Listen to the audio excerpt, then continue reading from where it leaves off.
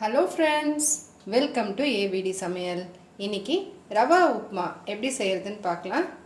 அப்புறம் இது வந்து ஒரு பிரேக்ஃபாஸ்ட்டுக்கு இல்லைனா டின்னருக்கு கூட நம்ம எடுத்துக்கலாம். ஒரு நல்ல டிஃபன் ஐட்டமாக இருக்கும்.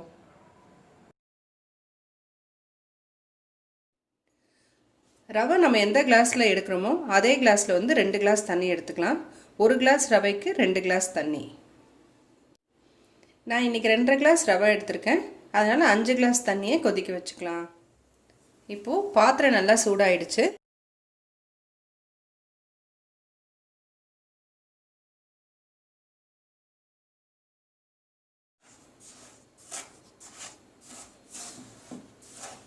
நம்ம ரவையை வறுக்கும் போது ஸ்டவ் வந்து மீடியம் ஃப்ளேமில் தான் இருக்கணும். ரவை நல்லா வறுத்த உடனே அதுலேருந்து ஒரு நல்ல ஒரு வாசனை வரும். அது வரைக்கும் வறுத்துக்கலாம். இது மாதிரி நல்லா வறுக்கும் போது அடியில் தீயாமல் பார்த்துக்கணும். இப்போ நல்லா வறுத்தாச்சு. ஸ்டவ் ஆஃப் பண்ணிட்டு நல்லா சூடாயிடுச்சு. இப்போ ஒரு 5 ஸ்பூன் அளவுக்கு இதில் எண்ணெய் சேர்த்துக்கலாம். எப்பவுமே நான் உப்புமா செய்யும் போது கொஞ்சம் எண்ணெய் நல்லா தாராளமாக ஊற்றினா தான் டேஸ்ட் நல்லாயிருக்கும்.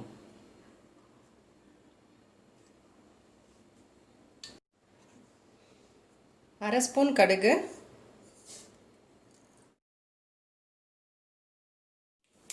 1 ஸ்பூன் உளுத்தம்பருப்பு, 1 ஸ்பூன் கடலைப்பருப்பு, அரை ஸ்பூன் சீரகம், கருவேப்பிலை,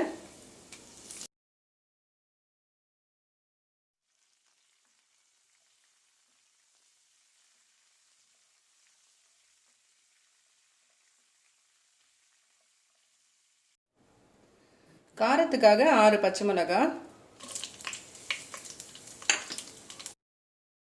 4 மீடியம் சைஸ் வெங்காயத்தை நல்லா நீட்டாக வெட்டி சேர்த்துக்கலாம்.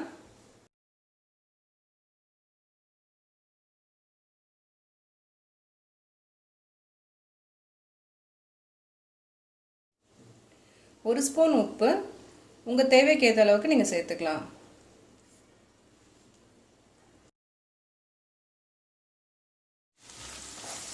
இப்போது வெங்காயம் நல்லா வதங்கிடுச்சு. நம்ம கொதிக்க வச்சுருக்க தண்ணியை வந்து இதில் சேர்த்துக்கலாம்.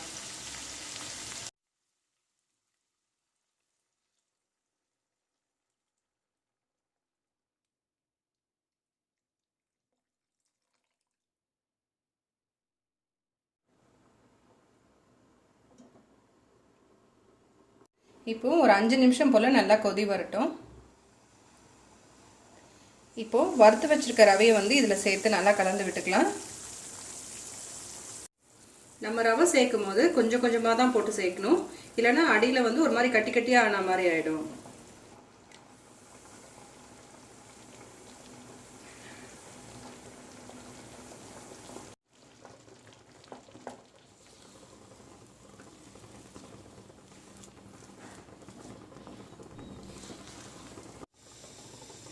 ஒரு ஸ்பூன் நெய்,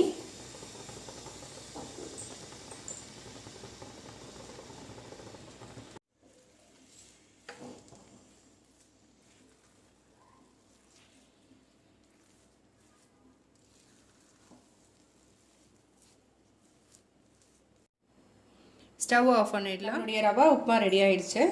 நம்ம வந்து டைம் இல்லாத நேரத்துலலாம் ரொம்ப ஃபாஸ்ட்டாக செய்யணும்னு நினைக்கும் போது இந்த மாதிரி தண்ணியை நம்ம வந்து கொதிக்க வச்சு சேர்க்கும் போது ஒரு 5 நிமிஷத்தில் நம்ம இந்த உப்புமாவை ரெடி பண்ணிடலாம்.